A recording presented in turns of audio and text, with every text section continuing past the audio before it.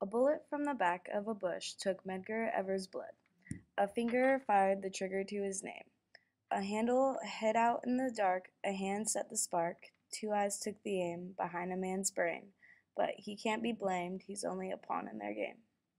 Medgar Evers, born on July 19th, 1925, truly was an inspiring man. Many don't realize this due to him constantly being overshadowed by Martin Luther King and Malcolm X. Evers' accomplishments cannot be overlooked.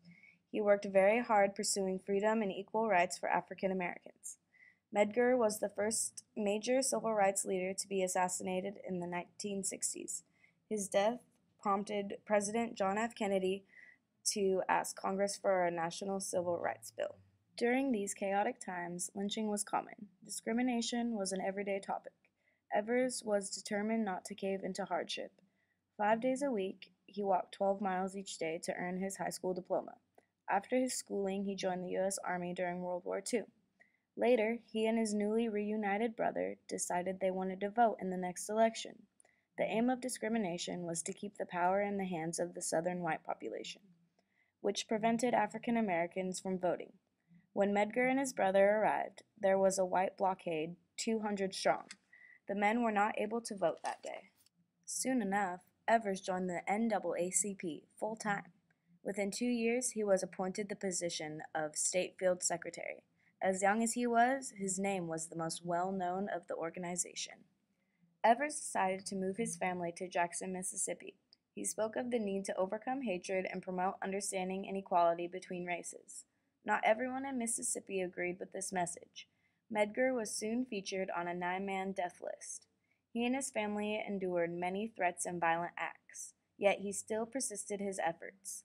On June 12, 1963, President Kennedy addressed the nation. Whites standing in the way of civil rights for blacks represented a moral crisis. He pledged his support. That same night, Evers returned home around midnight. He was shot in the back and died shortly after at the hospital. The song Only a Pawn is very important because it is commentary on Evers' assassin Byron. Bob Dylan suggests that Byron D. Law Beckwith cannot be blamed for the murder. He believes Beckwith is a captive to all the other racist forces.